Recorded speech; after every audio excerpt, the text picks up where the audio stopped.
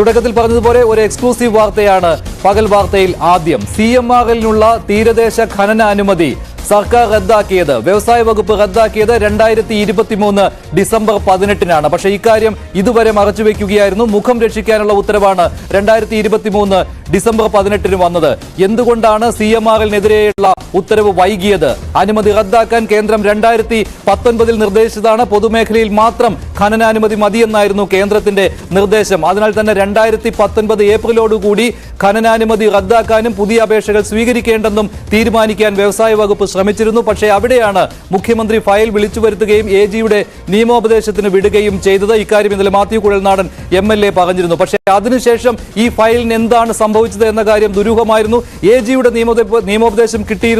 CMRL-ന് 2004-ൽ കിട്ടിയ അനുമതി അത് റദ്ദാക്കണം. അതുമാത്രമല്ല, പുതിയ അപേക്ഷകൾ പരിഗണിക്കേണ്ട തീരദേശ ഖനന അനുമതി CMRL-നും CMRL-ന്റെ പ്രൊമോട്ടറായ KREML-നും നൽകേണ്ട എന്നുള്ള കാര്യം വ്യവസായ വകുപ്പ് അന്നേ തീരുമാനിച്ചതാണ്. പക്ഷേ പിന്നീട് മുഖ്യമന്ത്രി ഫയൽ വിളിച്ചു വരുത്തി അതിൽ ഇടപെട്ടതിന് ശേഷം ആ ഫയലിന് എന്താണ് സംഭവിച്ചത് എന്ന് ദുരൂഹമായിരുന്നു. അതുമാത്രമല്ല, മാത്യു കുഴൽനാടൻ MLA-ക്ക് ഈ വിഷയം നിയമസഭയിൽ ഉന്നയിക്കുവാനും സാധിച്ചിരുന്നില്ല. അദ്ദേഹം ഇന്നലെ ഇക്കാര്യങ്ങൾ വെളിപ്പെടുത്തിയിരുന്നു. ഇതിന് പിന്നാലെയാണ് ന്യൂസ് 18 കേരളം ഈ ഉത്തരവ് തന്നെ എന്നാണ് വ്യവസായ വകുപ്പ് CMRL-നുള്ള ഖനനാനുമതി റദ്ദാക്കുകയും പുതിയ അപേക്ഷകൾ സ്വീകരിക്കേണ്ട എന്ന് തീരുമാനിച്ചതും എന്നാണ് എന്ന കാര്യം പുറത്തുവിടുകയാണ്. 2023 ഡിസംബർ 18-ന്റെ ഉത്തരവാണ് ഇപ്പോൾ സ്ക്രീനിൽ കാണുന്നത്. ഇതിൽ വ്യക്തമായിട്ട് പറയുന്നത് കേന്ദ്ര നിർദ്ദേശമുണ്ട്. അത് 2019 ഫെബ്രുവരിയിലും മാർച്ചിലുമായി 2 തവണയായിട്ട് വന്നതാണ്.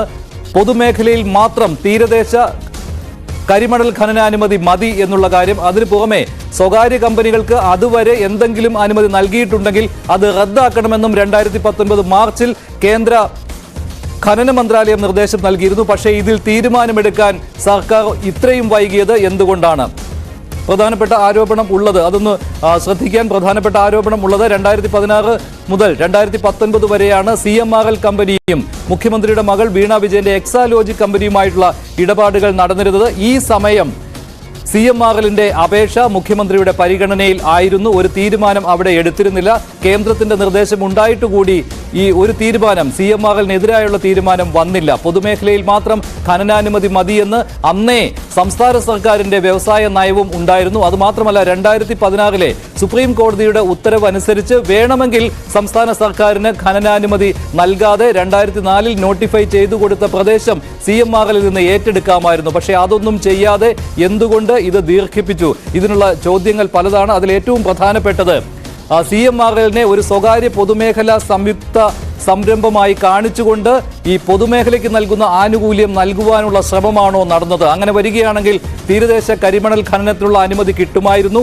IRE-യുടെ മോഡലിൽ കിട്ടുമായിരുന്നു, ഇന്ത്യൻ റെയറക്സിന്റെ മോഡലിൽ കിട്ടുമായിരുന്നു, KMML-ന്റെ മോഡലിൽ കിട്ടുമായിരുന്നു. പക്ഷേ അതിനുള്ള ശ്രമമാണോ നടന്നത് എന്നുള്ള ദുരൂഹമായ ഒരു സംശയമാണ് നിലനിൽക്കുന്നത്. ഇതിന് മറുപടി പറയേണ്ടത് മുഖ്യമന്ത്രിയായിരുന്നു. പക്ഷേ നിയമസഭയിൽ ഈ വിഷയം ഉന്നയിക്കാൻ മാത്യു കുഴൽനാടൻ MLA അനുവദിച്ചിരുന്നില്ല. എന്തായാലും 2023 ഡിസംബർ 18-ലെ ഉത്തരവ് അതിന്റെ ഏറ്റവും അവസാന ഭാഗത്ത് പറയുന്നത് CMML-നും KREML-നും CMRL-ന്റെ പ്രൊമോട്ടർ കമ്പനിക്കും ഖനനാനുമതി നൽകുവാൻ കഴിയുകയില്ല. അതിന് കാരണം കേന്ദ്രത്തിന്റെ നിർദ്ദേശം 2019-ൽ വന്നതാണ്. ഇങ്ങനെ ഒരു അനുമതി നൽകാൻ പാടില്ല സ്വകാര്യ കമ്പനിക്കെന്ന്. അതുകൊണ്ട് ഇക്കാര്യം പരിഗണിച്ചുകൊണ്ട് നേരത്തെ 2004-ൽ നൽകിയിരിക്കുന്ന അനുമതി റദ്ദാക്കുന്നു. പുതിയ അപേക്ഷകൾ CMRL-ൽ നിന്ന് കിട്ടിയിരുന്നു. ആ അപേക്ഷകളും പരിഗണിക്കില്ല എന്ന് വ്യവസായ വകുപ്പിന് വേണ്ടി പ്രിൻസിപ്പൽ സെക്രട്ടറി തന്നെയാണ് APM മുഹമ്മദ് ഹനീഷാണ് ഇങ്ങനെയൊരു ഉത്തരവ് പുറപ്പെടുവിച്ചിരിക്കുന്നത്. കഴിഞ്ഞ ദിവസം ഇന്നലെയാണ് മാത്യു കുഴൽനാടൻ MLA ഈ ആരോപണം ഉന്നയിച്ചതിന് ശേഷം ന്യൂസ് 18 കേരളത്തിൽ തന്നെ പൈൻ ഡിബേറ്റിൽ പങ്കെടുത്തുകൊണ്ട് CPM-ന്റെ പ്രമുഖനായ നേതാവ് K അനിൽകുമാർ പറഞ്ഞത് എക്സാലോജിക്കുമായി CMRL നടത്തിയ ഇടപാടിന്റെ വിശദാംശങ്ങൾ പുറത്തു വന്നതിന് ശേഷമല്ല ഈ ഒരു ഉത്തരവ് വന്നത്. അതിനു മുൻപ് തന്നെ ഖനനാനുമതി വേണ്ട എന്ന് സംസ്ഥാന സർക്കാർ തീരുമാനിച്ചിരുന്നുവെന്ന് ഇക്കാര്യത്തിൽ അദ്ദേഹം തർക്കിച്ചിരുന്നു. അദ്ദേഹം ഇന്നലെ നടത്തിയ ആ പ്രതികരണം കേട്ടതിന് ശേഷം ഈ വാർത്തയുടെ കൂടുതൽ വിശദാംശങ്ങളുമായി TG സജിത്തിലേക്ക് പോകാം. ആദ്യം ഇന്നലെ രാത്രി ന്യൂസ് 18 കേരളത്തിന്റെ പൈൻ ഡിബേറ്റിൽ K അനിൽകുമാർ പറഞ്ഞ വാചകങ്ങൾ കേൾക്കാം. CMRL-ന്റെ നിവേദനങ്ങൾക്കനുസരിച്ച് തീരുമാനമെടുക്കാനായിട്ട് ഈ കാര്യങ്ങൾ നീട്ടിക്കൊണ്ടുപോയി. അതേ ഉള്ളൂ സാർ ചോദ്യം. എന്നിട്ട് കഴിഞ്ഞ മാസമാണല്ലോ CMRL-ഉമായുള്ള ഇടപാടിന്റെ വിവരം പുറത്തു വന്നതിന് ശേഷം അല്ലേ സാർ ഈ തീരുമാനം വന്നത് അങ്ങനെ ഒരു അനുമതി കൊടുക്കേണ്ട എന്ന് സംശയമുണ്ടോ താങ്കൾക്ക് അക്കാര്യത്തിൽ? പച്ചക്കള്ളം. പിന്നെ എന്നാണ് പറയുന്ന എനിക്ക് അതിനകത്തല്ല, എനിക്കും സംശയമുള്ള കാര്യമാണ് 2019 തന്നെ വന്നോ ഇല്ലയോ എന്നുള്ള കാര്യത്തിൽ. അല്ല, എനിക്ക് സംശയമുള്ള കാര്യമാണ്. പക്ഷെ എന്റെ വിശ്വാസം കഴിഞ്ഞ മാസമാണ് വന്നതെന്ന്. കാരണം കഴിഞ്ഞ മാസം അങ്ങനെ ഒരു സർക്കാരിൽ നിന്ന് ഡേറ്റ് പറയൂ. ഡിസംബർ 23 22 ആ ഒരു കാലഘട്ടം. ഈ കഴിഞ്ഞ മാസം 2023 താങ്കൾക്ക് വെരിഫൈ ചെയ്യാം. എന്ത് വാർത്താക്കുറിപ്പ്? താങ്കൾ വെരിഫൈ ചെയ്തോളൂ. ഞാൻ എന്റെ അഭിപ്രായം പറഞ്ഞു. താങ്കൾ വെരിഫൈ ചെയ്തോളൂ. നാക്ക് വാടകയ്ക്ക് കൊടുത്തിട്ടുണ്ട്, കള്ളം പറയരുത് എന്നാൽ താങ്കൾ പറയൂ. അല്ല, താങ്കൾ പറയൂ എന്താണ് റദ്ദാക്കിയത്. അല്ല, താങ്കൾ പറയൂ എന്താണ് റദ്ദാക്കിയതെന്ന്. എന്റെ കാര്യം ഞാൻ പറഞ്ഞു, കഴിഞ്ഞ മാസമാണ് റദ്ദാക്കിയത്. താങ്കളുടെ അഭിപ്രായം താങ്കൾ പറയൂ. ഞാൻ പറയട്ടെ, നിങ്ങൾ ആദ്യം കേൾക്കൂ. എനിക്ക് അഭിപ്രായമില്ല. നിങ്ങൾ പറയേണ്ട കാര്യം, നിങ്ങൾ ഈ ചർച്ചയിൽ എന്നോടൊരു കള്ളം പറഞ്ഞു.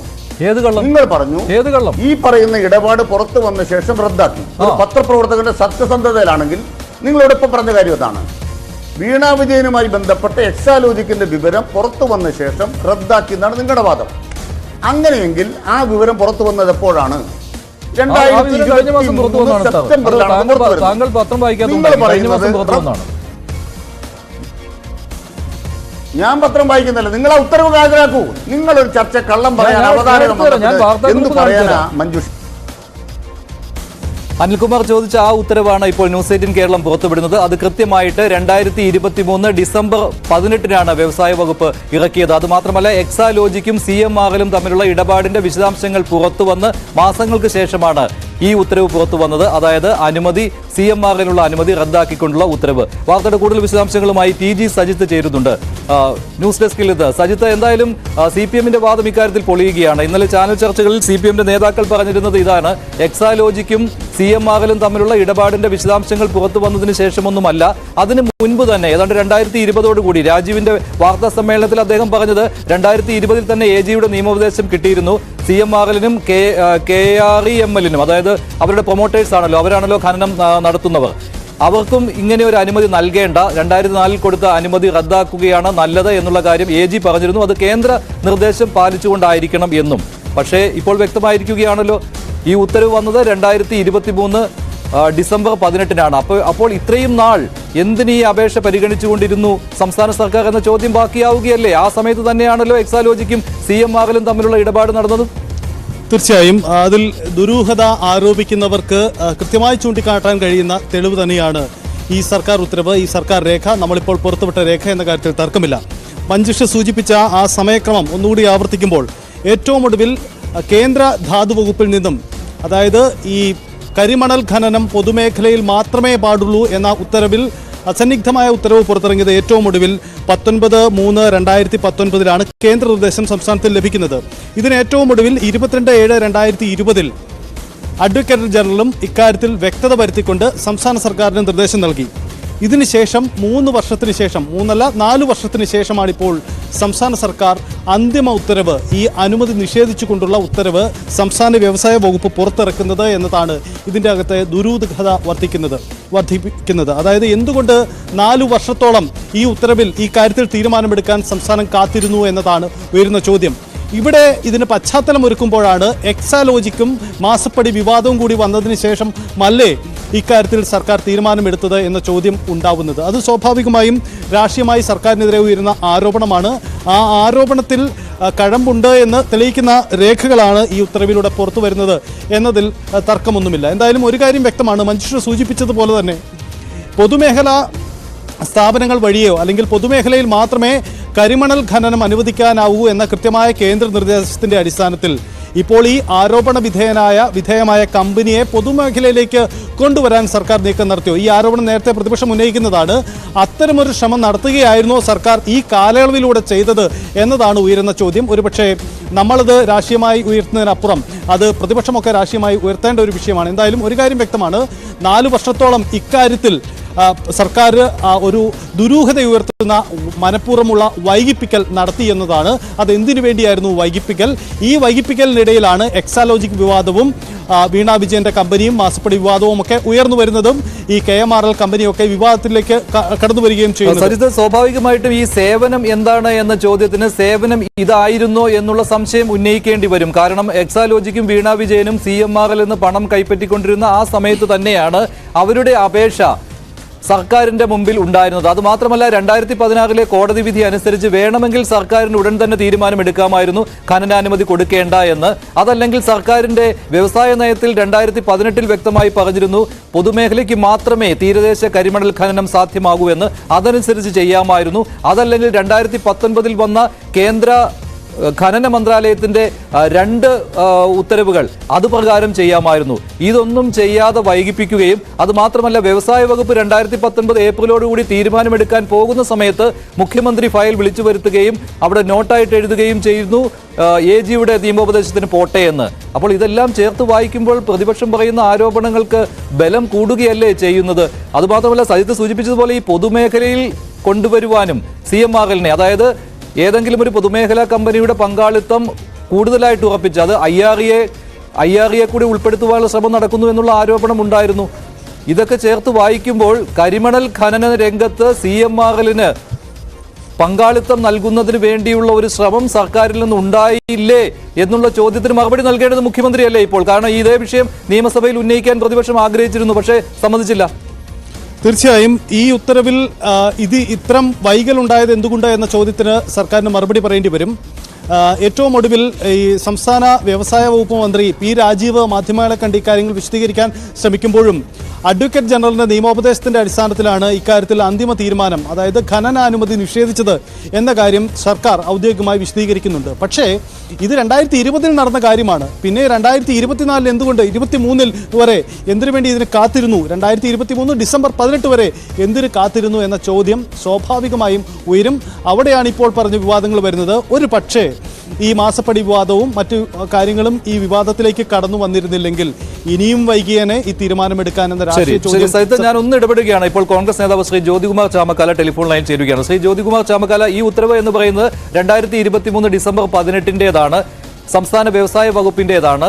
അതിൽ പറയുന്നത് CMRLന് നേരത്തെ നൽകിയിരുന്ന ആ ഒരു ഖനനാനുമതി ഉണ്ടല്ലോ, അത് പിന്നീട് ഫ്രീസ് ചെയ്യപ്പെട്ടിരുന്നു UDF സർക്കാരിന്റെ കാലത്ത് തന്നെ. പക്ഷേ അത് ഇനി പുനഃപരിശോധിക്കേണ്ട, അത് റദ്ദാക്കുന്നു, പ്രിമർച്വലി റദ്ദാക്കുന്നു എന്നുള്ള കാര്യമാണ് ഈ ഉത്തരവിൽ പറയുന്നത്. അത് മാത്രമല്ല പുതിയ അപേക്ഷകളും അവർ നൽകിയിരുന്നു, പക്ഷേ അതും നൽകേണ്ട എന്ന് തീരുമാനിച്ചു. എന്തുകൊണ്ട് ഇത്രയും കാലതാമസം എന്ന ചോദ്യം ഉയരുമോ ഇല്ലയോ? തീർച്ചയായിട്ടും. ഇതിനു മുമ്പ് എനിക്ക് പറയാനുള്ളത്, ഇത് ഈ GOMS 87/2003 ഇൻഡസ്ട്രീസ് ഡിപ്പാർട്ട്മെന്റ് ഇറക്കിയിട്ടുള്ളത് 18 ഇന്നലെ നിങ്ങളുടെ ടിക്കറ്റുമായി ബന്ധപ്പെട്ട് ശ്രീ അനിൽകുമാർ അദ്ദേഹത്തിന്റെ ഭാഗത്തു നിന്നുള്ള വെല്ലുവിളിയൊക്കെ ആയിരുന്നു. അദ്ദേഹം കൂടി ഈ ചർച്ചയിൽ ഉണ്ടായിരുന്നെങ്കിൽ എന്ന് ഞാൻ ആഗ്രഹിച്ചു പോവുകയാണ്. കഴിയുമെങ്കിൽ PCR പറഞ്ഞിട്ട് അദ്ദേഹത്തെ കൂടുതൽ കണക്ട് ചെയ്യാൻ പറയണം. ഏതായാലും ഈ ഇതുമായി ബന്ധപ്പെട്ട് 2016 യഥാർത്ഥത്തിൽ സുപ്രീം കോടതിയിൽ നിന്ന് ജഡ്ജ്മെന്റ് വരുമ്പോൾ തന്നെ ഇതിലൊരു നടപടി സ്വീകരിച്ചിരുന്നെങ്കിൽ തീർച്ചയായിട്ടും അന്ന് തന്നെ ഇതിലെ നടപടികളുമായി മുന്നോട്ട് പോവുകയും ഈ കരിമണൽ ഖനനം സ്വകാര്യ മേഖലയിൽ നിന്ന് പരിപൂർണമായും ഒഴിവാക്കാൻ കഴിയുന്ന സാഹചര്യവും ഉണ്ടായിരുന്നു. എന്നാൽ സർക്കാരിന് ശ്രമിച്ചില്ല എന്ന് മാത്രമല്ല, പിന്നീട് സുപ്രീം കോടതി ജഡ്ജ്മെന്റ് വന്നെന്ന് മാത്രമല്ല, പിന്നീട് ഇത്തരത്തിൽ സെൻട്രൽ ഗവൺമെന്റിന്റെ ഉത്തരവ് അറ്റോമിക് മിനറൽ കൺസ്ട്രക്ഷൻ റൂള് 2019 വന്നതിന് ശേഷവും സ്വകാര്യ മേഖലയിൽ ക്യാൻസൽ ചെയ്യണമെന്ന് പറഞ്ഞിട്ട് പോലും അതുപോലും നടപ്പിലാക്കാൻ 4 വർഷത്തിലധികം വേണ്ടി വന്നു എന്നുള്ളത് വളരെ ഗൗരവമുള്ള വിഷയമാണ്. വ്യക്തിത്വമില്ല. ഈ 4 വർഷത്തെ ആ മാസം പ്രത്യേകിച്ച് സെൻട്രൽ ഗവൺമെന്റ് ഇത്തരത്തിലുള്ള റൂൾ പാസ്സാക്കിയതിനു ശേഷം ഈ ഉത്തരവിറക്കുന്നതിന് കാലതാമസം ഉണ്ടായി എന്നതിനെ സംബന്ധിച്ച് മറുപടി പറയേണ്ടത് ഇൻഡസ്ട്രീസ് വകുപ്പാണ്. അതിന്റെ കാരണം മുഖ്യമന്ത്രിയുടെ ഇടപെടലാണ് എന്ന കാര്യത്തിൽ തർക്കമില്ല. കാരണം മുഖ്യമന്ത്രി തന്നെ ഇതുമായി ബന്ധപ്പെട്ട് പല ഘട്ടങ്ങളിലും ഈ കാര്യത്തിൽ ഇടപെട്ടുള്ളതിന്റെ രേഖകൾ പുറത്തു വന്നിട്ടുണ്ട്. അപ്പോ ശരി, ശ്രീ ജ്യോതികുമാർ ചാമക്കാല, ഇപ്പോൾ Shri K. Anilkumar telephone line ചേരുകയാണ്. ശ്രീ K. അനിൽകുമാർ, താങ്കൾ ഇന്നലെ പറഞ്ഞിരുന്നു പ്രൈം ഡിബേറ്റിൽ എക്സാലോജിക്കും CMRLുമായുള്ള ഇടപാടിന്റെ വിശദാംശങ്ങൾ പുറത്തു വന്നതിന് ശേഷമല്ല ഈ CMRLന്റെ ഖനനാനുമതിയുടെ കാര്യത്തിൽ ഒരു ഉത്തരവ് സർക്കാരിൽ നിന്നുണ്ടായത് എന്ന് അതേ എന്ന് തെളിയിക്കുന്ന രേഖയാണ് ന്യൂസ് 18 കേരളം പുറത്തുവിടുന്നത്. ഞാൻ ഇന്നലെ തന്നെ പറഞ്ഞിരുന്നു ഡിസംബറിൽ അങ്ങനെ ഒരു ഉത്തരവ് വന്നിരുന്നു എന്ന്. ഡിസംബർ 18 കേട്ടോ കൃത്യം ഡേറ്റ് ഈ ഉത്തരവിന്റെ. അതിലാണ് പറയുന്നത് അനുമതി കൊടുക്കുന്നില്ല എന്നുള്ള കാര്യം. എന്തുകൊണ്ട് ഈ കാലതാമസം എന്നുള്ള ചോദ്യമാണ് വരുന്നത്. എന്തുകൊണ്ട് 2019 തന്നെ തീരുമാനമെടുത്തില്ല? എന്തുകൊണ്ട് ഇത് കയ്യിൽ വെച്ചുകൊണ്ടിരുന്നു? നമ്മള് ഈ ഒരു കാര്യം പറയുമ്പോൾ വിഡ്ഢിത്തരങ്ങൾ പറഞ്ഞിട്ട് അതിന്റെ ഭാഗമായിട്ട് ചർച്ച സംഘടിപ്പിച്ചാൽ അതിനേക്കാൾ വലിയ വിഡ്ഢിത്തരത്തിലേക്ക് പോകും. അങ്ങനെ വിഡ്ഢിത്തരുടെ മഹാസംഘവുമായിട്ട് ഇത്തരം ചർച്ചകൾ മാറുന്നു എന്നുള്ളത് വളരെ വളരെ അപമാനകരമാണ്. ഞാൻ ചോദിക്കുന്ന ഒരു ചോദ്യം എന്താണ്? 2004 AK സർക്കാർ ലീസിന് അനുമതി കൊടുക്കുന്നത്. കർത്താവിന്റെ തന്നെ സ്ഥലത്തല്ലേ ലീസ്? സർക്കാർ സ്ഥലത്താണോ ലീസ്?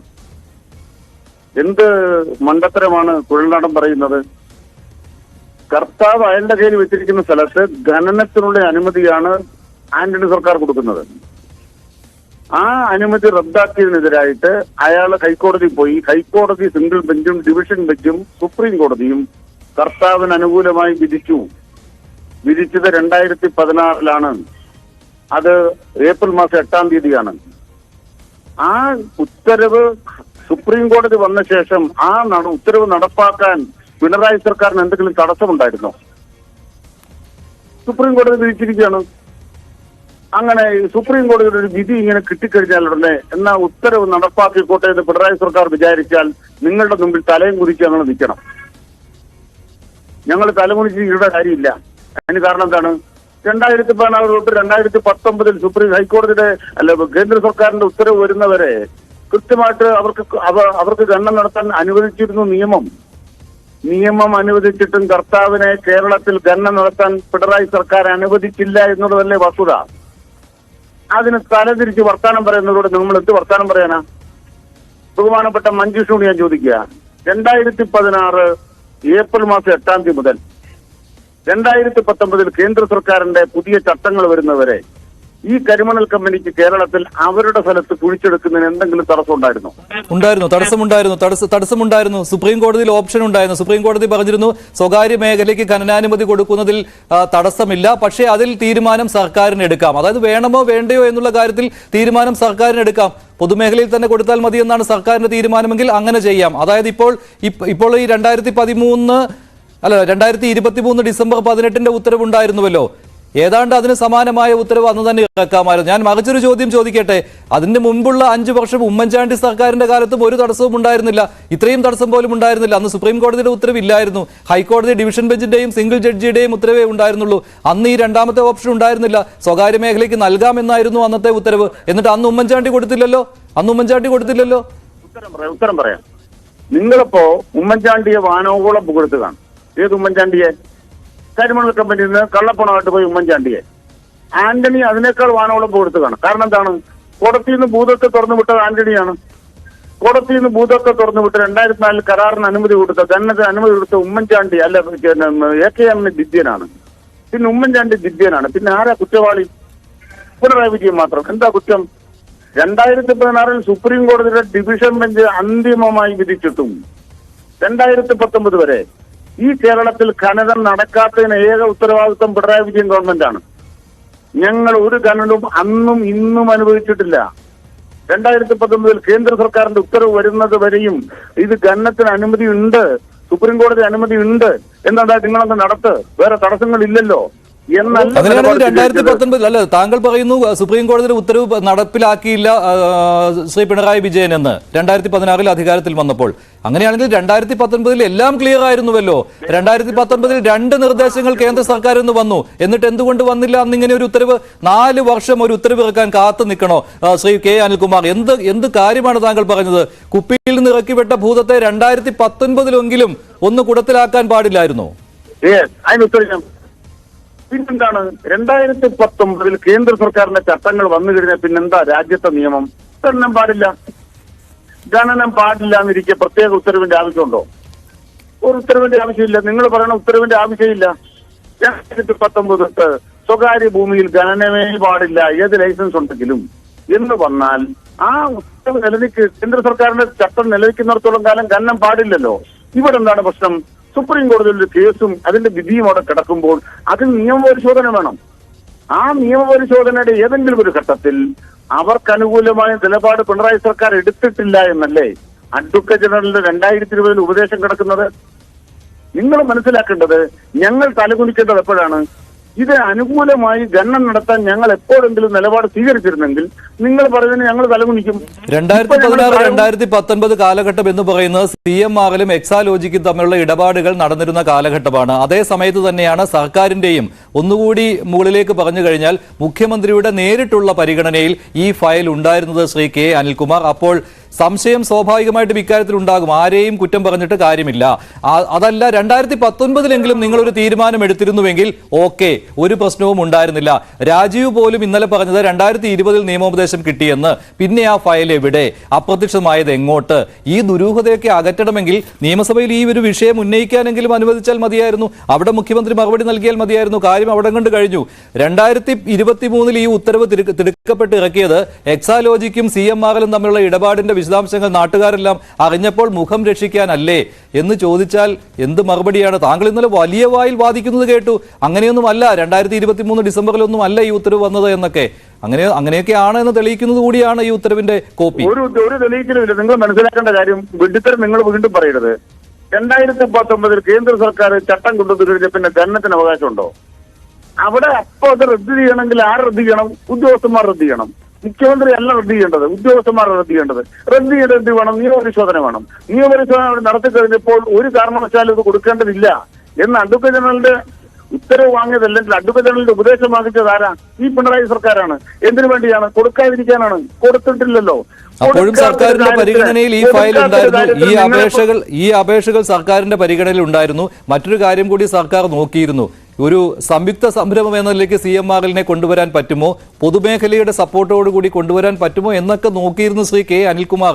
ഇതൊക്കെ താങ്കൾക്കും അറിയാവുന്ന കാര്യമാണ്. പക്ഷേ അത് സമ്മതിക്കാൻ മടിയാണ്. ശരിയാണ്, അതൊരു തെളിവില്ലാത്ത കാര്യമാണ്. ശരിയാണ്. പക്ഷേ എങ്കിലും അത്തരം ശ്രമങ്ങളൊക്കെ നടന്ന ഒരു കാലഘട്ടമല്ലേ ഈ 4 വർഷം എന്ന് ചിന്തിച്ചു പോവുകയാണ് കേട്ടോ. ശരി, നന്ദി.